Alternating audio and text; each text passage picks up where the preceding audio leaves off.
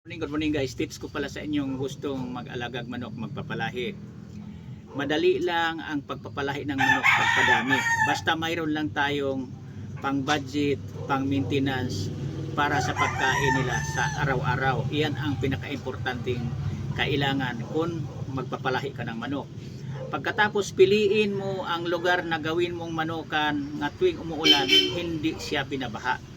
Kasi kawawa lang ang inyong mga alagang manok kung napadami nyo na yan, tapos bahain pala ang lugar na ginawa nyong manukan. Mahirapan kayo niya na magligpit, isa-isahin nyo kung napadami nyo na yan, lalong-lalo na kung biglang tataas ang tubig baha. Lugi kayo sa inyong ginagastos. Kailangan kung magpapalay kayo ng manok, magpadami kayo, kung may pang-budget kayo, piliin nyo ang lugar na hindi bahain. Pagkasiguradong ligtas, hindi kayo lugi sa inyong ginagastos sa gialagaan yung mga manok na pinadami nyo. Kasi sa mababang lugar, okay lang naman yun kung mag-alaga kayong manok, pero huwag masyadong marami. Yung sa tingin nyo na kaya nyo na ililigtas, iligpit nyo kapag bumabaha.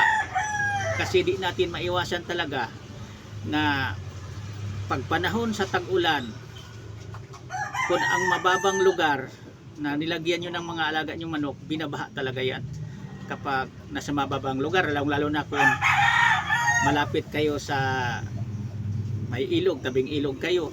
Di talaga yan natin maiwasan na kapag may sakunal, may bagyo, aapaw ang ilog, kawawa talaga ang inyong mga alagang manok. Kaya dapat kung magpadami kayo ng manok na alagaan, piliin nyo ang lugar na hindi inabot ng tubig baha para nakasigurado kayo.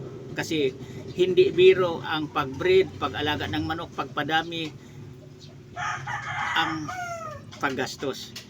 Di problema ang pagpadami, ang problema yung panggastos. Kasi pira ang kinakain araw-araw bawat isa sa ating gialagaang manok.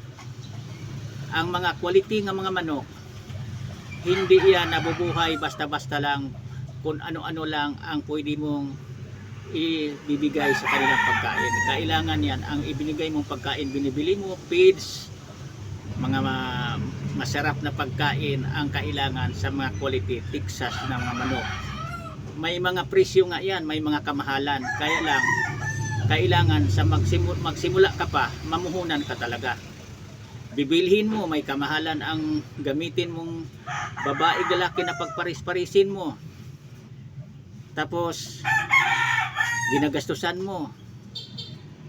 Pagkatapos kung may mga anak naman yan, kung mayroon na silang mga lahi, yan naman din ang panibago mo nga gastusanan na alagaan na mabilis masiglakihan na hindi rin nababansot. Pinaka-importante yan kasi nababansot lang din ang ating mga alagang mga manok, lalo-lalo na kung sisiw pa, kung tipirin natin. Kasi dito sa pagpapalahig manok, kailangan talaga may pang-budget tayo na sapat para sa pangailangan bawat isa sa kanila, vitamins, pagkain, yan pinaka-importante. Kasi kung magmamanok ka, tapos tipirin mo, kulang ang pang-budget mo, napadami mo na ngayon yan, kulang ang kanilang ibinibigay mong pagkain sa pang-araw-araw ngayon. Kaya para sa inyong mapaguhan, kung magmamanok kayo, kung ano lang ang abot kaya sa budget, hanggang doon muna kayo. Huwag muna kayong basta-basta magpadami. Ulitin ko sa inyo, sandali lang magpadami. Ang problema lang, ang pangbili ng pagkain sa ating mga alagang manok. Doon ka ngayon ang problema kung asaan ka kumukuha para mabili mo ang sako-sako na pagkain sa mga alaga mong manok. Kasi kung marami na ang gialagaan mong manok, hindi na yan obra kung pa-kilo-kilo ka lang. Sako-sako na talaga ang binibili mo niyan. Ay magkano ang isang sako ngayon? Mahigit 1K. Kaya dito sa pag-alagag manok, sa pagpapalahi, madali lang magpadami ng alagaan nating manok.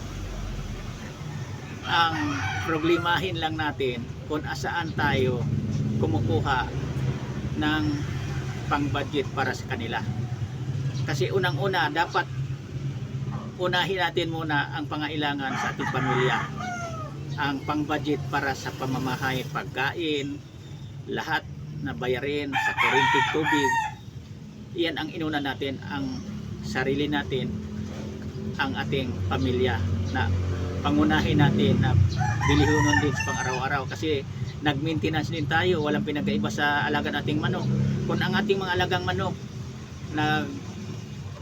laan tayo ng pang-maintenance para sa pagkain, vitamin sa kanila, ganoon din tayo, ang ating mga anak, kumakain din tayo, may budget din tayo pang araw-araw. Kaya kung may alaga kang manok, para ka nang may pangalawang pamilya. Kailangan kung ano lang ang abot kaya mo na alaga ang manok, hanggang doon ka na lang. Saka na ka magpadami ng manok, mag-breed ng paramihan kapag abot kaya na sa bulsa.